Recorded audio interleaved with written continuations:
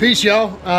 Saturday, June 5th, we're out here doing the machine turning to the old floor tray. We decided not to go with the carbon fiber floor tray, simply because I just want to get this go-kart done at this point. We went over to Rich's garage. This was the original pan that I had on the car in October. The rules for vintage, and I'm going to follow the rules, even though a lot of guys I know are not following these rules. It says that any floor tray has to remain inside no wider than the main frame rails, right? So nothing out to your tanks and stuff like that, although I see guys that have that going on. You know what, ain't gonna make any difference. We're gonna smoke them anyway. So that's right, Bob. So this is the piece I had on last October. It came with the tin all the way out to the tanks, because they gave us some nose cones that I think they ran on this thing. So all that gone, we trimmed it down just to run it in October. More so we didn't have to support it. The angles that were on that thing that held up from the gas tanks that held up were so beat to death. And you remember this guy wire wheeled everything that was aluminum, even the tanks. So we went over to Production Tool, which is now PT Solutions. It's a chain just like McDonald's. They're all over the place, right? And bought these from Standard Abrasives. They're Scotch Brite discs, right? They go on your 90. You can use them on here. It's what we use to clean up the chassis to make them look really nice and shiny like chrome. They also come in real handy for doing this machine turning. You can do it by hand, or you can do it in the drill press. What I find making it easy in the drill press is boom, boom, boom, boom, boom. It's like a production line. It doesn't have to be perfect, right? I mean, although it does look pretty darn good.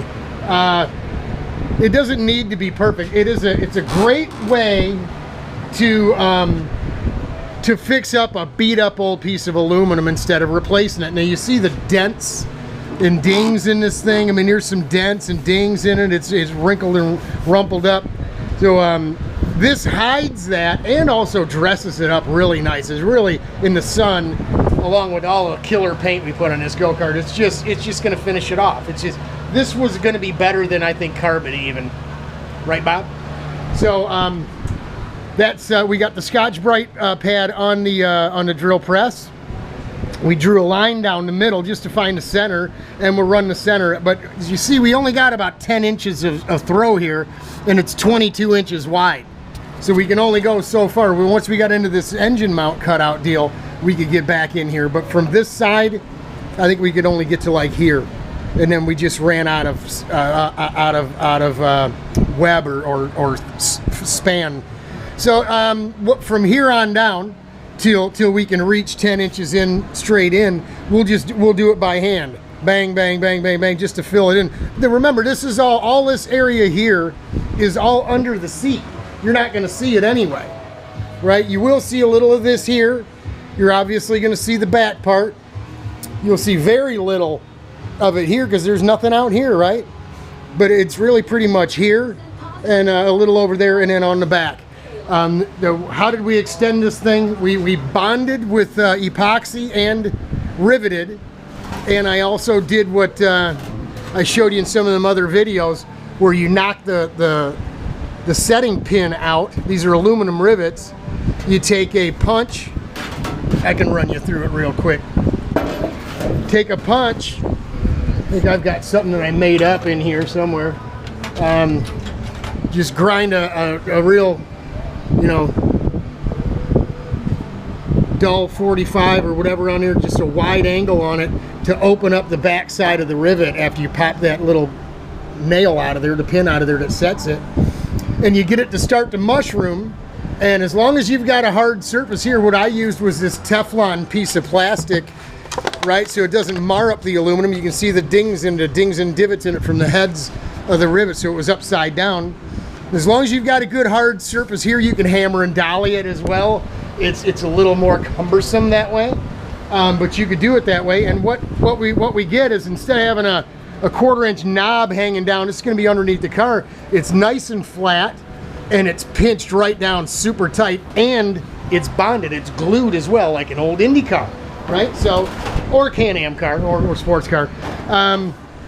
But good and strong. We ain't gonna worry about those things ever coming loose and coming apart. This piece, if you didn't notice, it's still got a little white paint on it. Guess where that came from? I went over to Rich's house and was gonna steal the new piece of aluminum that would have been perfect. That I have set aside for rebuilding the side door on the trailer, right? Let's go take a look. The old side door, it's that exact size, right? And then I got the fiberglass floor tray that I made for the 4-banger. I'm thinking, well, maybe I'll just put this on. But this is just kind of blah. I mean, for as snazzy as this car is going to be with the sparkly tanks and everything, we wanted to do something a little different. So I went over, and this is actually a piece of the original door skin from the rear doors on the trailer when we rebuilt it. We saved the stuff that, you know, you cut in between the holes in the rot, and then look, bing, bingo. So we'll go ahead and swirl this stuff up, and this bit here is right underneath this bar. So I mean, unless you're really looking down in there, once the pipe's on, you're not even really going to be able to see down in there. So just figured I'd show you the I'll show you a quick bit of the turning itself, and so you can see it, and then I'm going to go ahead and finish this thing up. We're going to try to get the floor tray on today. As you can see, the tie rods are done, all the brake lines are here, so we can bleed brakes today, get a floor tray bolted on and done. Other than we got to wet sand and buff those tanks so they look toot sweet. Man, you guys are going to be blown away by this thing when it's done. I mean, we're so close, within a week of getting this thing done and getting it out of here, and just in time. So, you know, we're not going to run her at Mid-Ohio, but we wanted it to be done and out of here, so when we take the for sale carts down to Mid-Ohio and free up room at Rich's and in the trailer, we can get this one over there, clear us up some room here. Maybe I even get to bring my road bike back and get to take it for a ride. I ain't been out on it. It's June 5th. I haven't even been out on the darn thing yet. Only got out on it twice all year last year. So that's it. Let me show you a little bit of the turning action, and then we'll shut you down and we'll bring you back when we're all done. I think I can do this with one hand. I just use my big belly to hold this thing in place. All you do is you take the center to center and the last edge, right? Let's turn the light. So you're going to use these as a center, and then you just want to touch the edge of the last one. And it doesn't need to be perfect. Like I said, this whole bit's going to be underneath the seat. No one's even going to see it. Here, we're a little too far.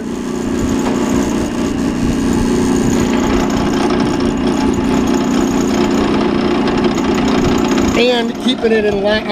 Keeping it in line with the rest of the center of the rest of the row as best you can. And you just give her a shove, hold her down, and bring it back. And that's it.